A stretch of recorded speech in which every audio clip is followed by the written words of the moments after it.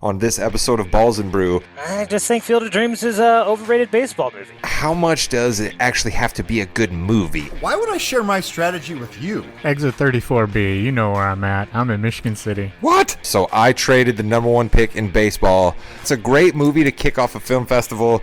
You guys are all lagging behind me already.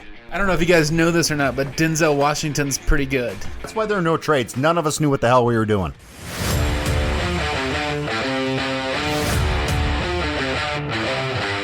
Welcome to the Yeah We Know podcast, part of the More You Knows podcast network. You're in the ring with Jimmy and Rod.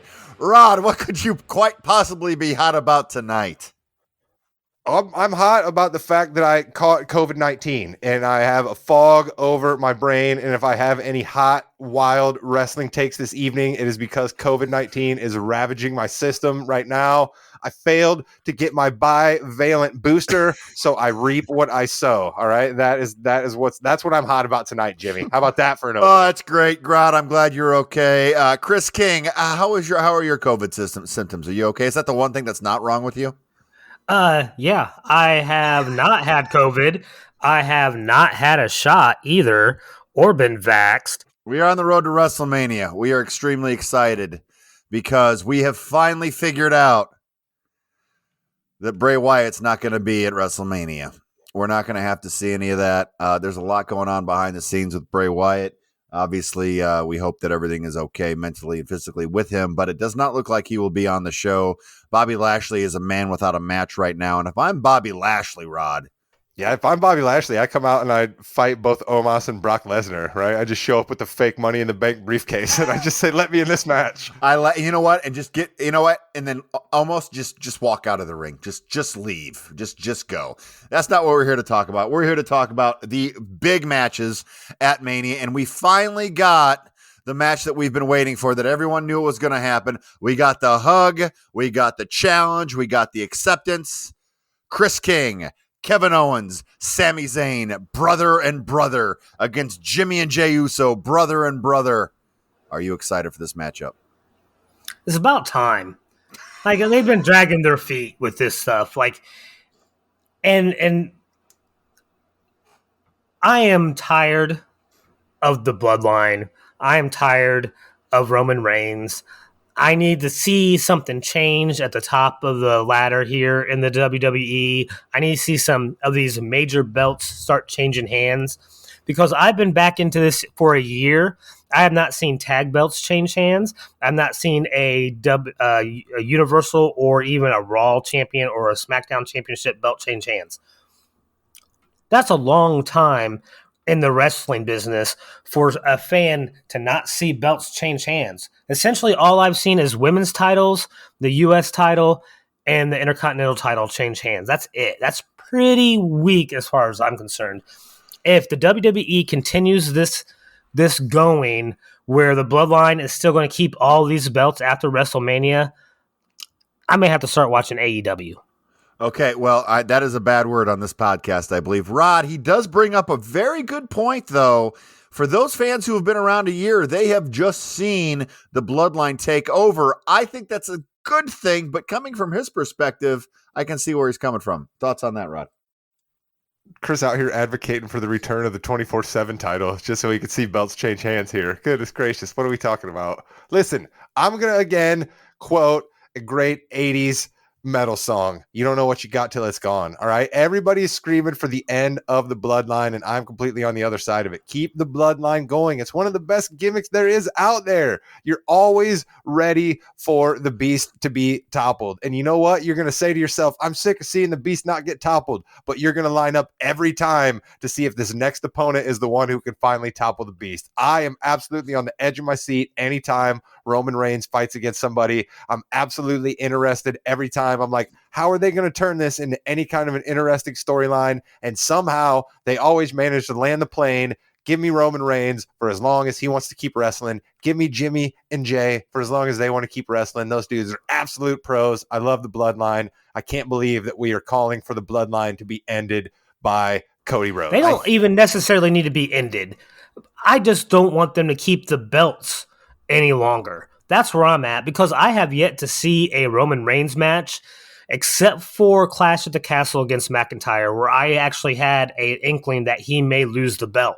I knew they weren't going to But let. how many times did you see Hogan fight when you were a kid, Chris? How many times When he was a kid? when you were like He first was working 30. out? Yeah, I was gonna say, how many times did you see Hogan fight? Right, that's what I think people are forgetting here. We love the Attitude Days where they used to fight for the belts all the time, and we saw Mankind take the belt on TV. But before that, we didn't see title bouts all the time. So let's not hold it against Roman Reigns that he doesn't just fight all the time. It makes it more special that he doesn't. I'm not saying he has to fight all the time either, but give me a match with him against somebody who is a legitimate chance to win. I'm sorry, but we talked about it on this podcast. When he fought Brock those few times, no one really anticipated Brock winning the belt again from him or taking the Universal belt from him. That was never really a thought. I was the only one that really thought that McIntyre had a shot at Clash at the Castle. And I kind of thought Sammy had a shot in Canada. I was wrong on both counts. Those were two matches in a year where there was a legitimate company man in the ring against him where he could have lost the belt, and he didn't. And I want to see this change hands. So I think one thing that we need to bring up here, Chris, is this is long-term storytelling, and this is something new that the WWE hasn't seen in a while. An example here, should I say, and here's my point and the example, is the sit down that Roman Reigns had with Jey Uso. And then Heyman comes in and Heyman says, did you get what you wanted? Roman said, yes, I did. Same exact scenario that happened with Sami Zayn. And what happened to Sami Zayn? He got ousted. So I love this. After WrestleMania, we are going to start seeing that bloodline happen, Rod. So we're going to get those matches. The Solo Sikoa, You Are Not Ready, I thought was done excellently on Raw, because for the main event at WrestleMania, they're not going to be at ringside. That's what next week's show is about, saying, you take care of your business, I'm going to take care of my business. And it's going to be a one-on-one match with no interference, and I love where maybe Solo can fight Bobby Lashley. Give Solo a Bobby Lashley match. Those are two big boys. Honestly, that would be nice, because that could build. You're not ready? Well, guess what? Bobby Lashley doesn't have an opponent anymore. I'm going to take on Bobby Lashley. I'm going to show you I can win on the biggest stage of them all. And then you give Solo Sikoa that win over Bobby Lashley, because you're not going to hurt Lashley at all. Speaking about matches, well, Bobby Lashley also doesn't win. Honestly, Bobby Lashley just doesn't win unless he's placing Brock Lesnar anymore. Speaking about matches that got brought up a little bit: Edge, Finn Balor, Hell in the Cell, the Devil versus the Demon. We're getting Brood Edge with Brood entrance, and we're going to get the Demon at WrestleMania.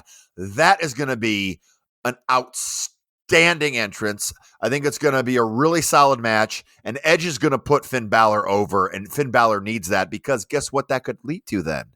Finn Balor may be facing the champion moving forward a little bit, having a run with Cody Rhodes, having some good matches there, having the Judgment Day still up.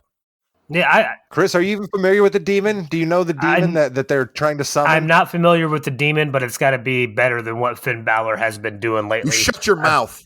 I do think that I don't have a problem with the Judgment Day becoming the big name heel group in WWE right now. You can get Rhea Ripley the SmackDown title over Flair. You could then, yeah, exactly, get Finn Balor up there versus Cody Rhodes if he gets the belts from Roman Reigns. You could even then get Damian Priest and Dominique into a tag team matchup or something, and you could move belts to a different type of area. At least there's some movement and some things that can go on there. I see a lot more opportunity with the Judgment Day, because I do think what they've been doing with Dominique and the Judgment Day has been pretty well written for the past year. Yes, and I cannot wait. That's a great transition. I wanted to talk about, is it Dominique or Dominic? Dominic Mysterio and Rey Mysterio Jr. They are going to do something big at this Hall of Fame ceremony that's going to make Rey snap. And I can't believe they haven't. It's got to be hair versus mask. It has to be hair versus mask at Mania, right, Rod? That's the only thing that makes sense, right? If you're going to give us this match at the last minute, you're going to have to do something to really up the stakes, right? So I think you're absolutely right. At the Hall of Fame ceremony, we're going to see some sort of weird stunt pulled. And how apropos will it be that Andy Kaufman will also be getting inducted into the Hall of Fame at that time, that a weird stunt is pulled, because God knows he would appreciate that. If he walked out somehow and proved that he actually hadn't been dead all of these years, that would be the ultimate Andy Kaufman stunt. You know what I mean? Who knows? I know Chris's eyes just lit up. Conspiracy theorist that he is right there. But I think you're right, Jimmy. And Chris is pretty mainstream. I mean, Rey Mysterio is one of the biggest names they have. They're putting him in the Hall of Fame. You want to try to make him seem even grander that entire weekend. So, dragging your feet on what Rey's match at WrestleMania might be, I guess there's a little bit of benefit to that. But we all know it's going to be that. So let's just get to it, because I don't know that Dominic working the mic as much as Vince wants him to work the mic to service the storyline is great for Dominic. Both of them. I can't remember which one it is now. Yeah, I think, and that's the tough thing, because Rhea Ripley's okay on the mic. She's not the best. Finn Balor's okay on the mic. He's not the best. Damian Priest isn't the best on the mic either, so they really don't have that mouthpiece that you'd like for that faction. But what more of a heel can Dominic Mysterio be than a bald heel? Are you kidding me?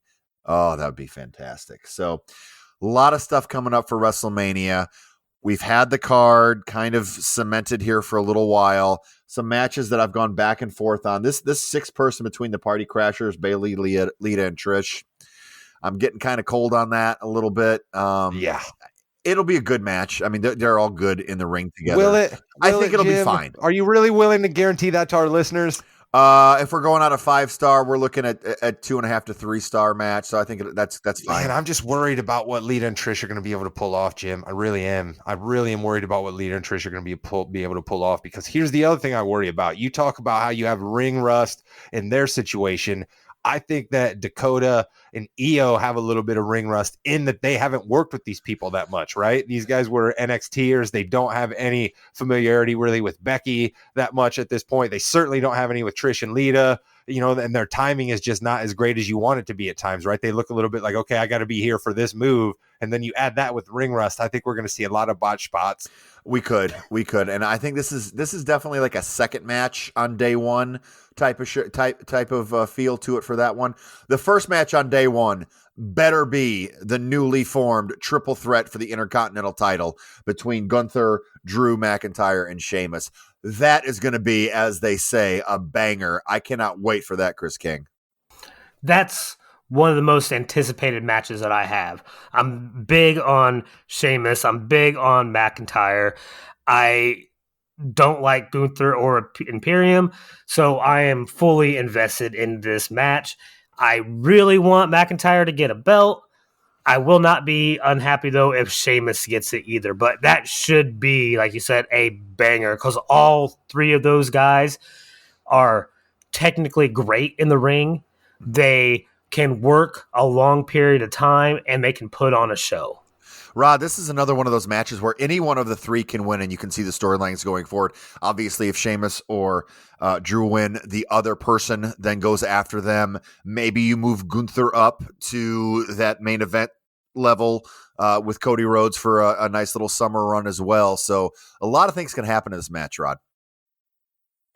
Yeah, what I wonder about here is, let's talk age a little bit. Sheamus is the more advanced of all three of them as far as years here, right? Drew has still got a couple more years where he can be at the top of the card. Sheamus wins this. That completes his Grand Slam resume, right? I think that's something important to think about here.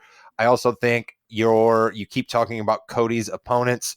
I still am not willing to guarantee Cody Rhodes beats Roman Reigns at WrestleMania, but if he does, he certainly will need opponents, and why not Drew McIntyre? Real easy to heat him back up. Jimmy, obviously, you pointed out that he did have the mini match with Gunther at the end of the Rumble anyway, so he's certainly another one that can come up there, so it makes a lot of sense. But yeah, this better be the opening match, 20 minutes, red chests. Let's get after it. I can't wait. It should be longer than 20 minutes, though, right? That should be closer to a 45-minute match. Okay, well, so in theory, it would be, and we're going to go to that here in a minute, but in theory, yes, you would like to see a really long match there, but you've got to remember WrestleMania is going to be 4 hours each night, and they're going to have about 40 minutes of video packages in there, so you really got about 3 hours to fill.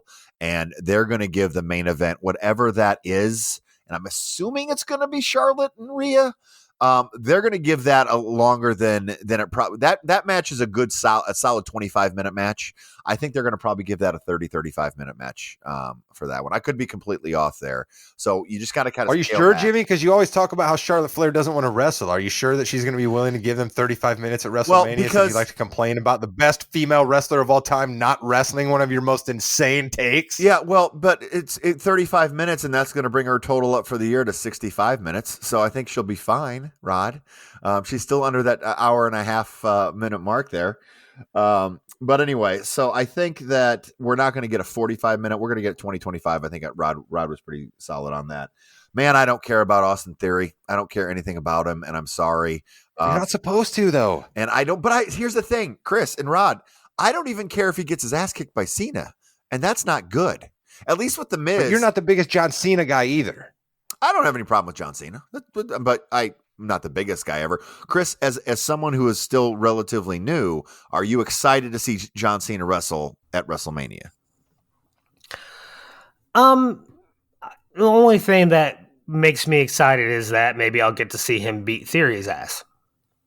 But like, I'm kind of with you. I really don't care about Austin Theory. I really don't like him. Now, listen, I do think that he can sell some hits. He can sell some finishing moves. He sold that stunner really well last year with Stone Cold Steve Austin. Like, he has some talent, but like, I mean, Cena said it.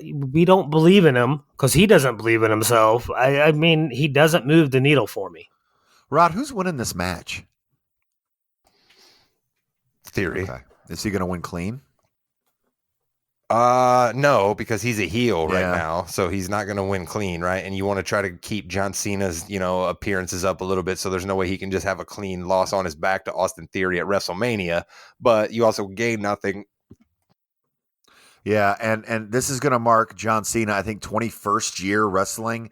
I believe his initial was in around 2003, I believe, is when he came in. So they just want to get that little notch as well, and maybe bring him back for a SummerSlam or an end of the year match against Theory to maybe get that win back, Rod. Yeah, I think you're right. Before we close up shop, because I sense you're going to close up shop for us here soon, Jimmy, should we now be excited for Lesnar and Omos because of that incredible tale of the tape breakdown that they gave to us on Monday Night Raw? I mean, has that now got you guys fired up for that match or what? What can be better than having two big guys wrestle? I'll tell you, you can have Roman Reigns, you can have Cody Rhodes, you can have Kevin Owens and Sami Zayn, the Usos, Bayley. Every other match on this card I care about more than this. Listen, it is what it is, Chris. It's going to be a minute and a half. They're going to botch 4 spots. And by that, I mean almost is going to botch 4 spots. And they're going to go home and Lesnar's going to get the win. Yeah, no, Almost is another guy that doesn't move the needle for me. Yeah, he's a huge, monstrous man. But that's about it. I've not seen anything spectacular or needle moving from him in the ring at all in the past year. I don't get excited to see him in a match because I've seen him lose way too many matches to smaller guys already. So why should I consider him a monster among men anymore, or a Nigerian nightmare like they like to call him?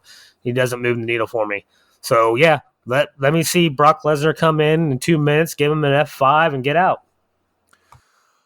All right. Well, that is going to do it for this week's edition of the Yeah We Know podcast. Next week, we will have our official predictions for WrestleMania. We are very excited to have that. And, well, you've been listening to the Yeah We Know podcast, part of the Marinos Podcast Network. You're in the ring with Jimmy and Rod. I want to shout out Kevin Owens here for a little bit of a different reason.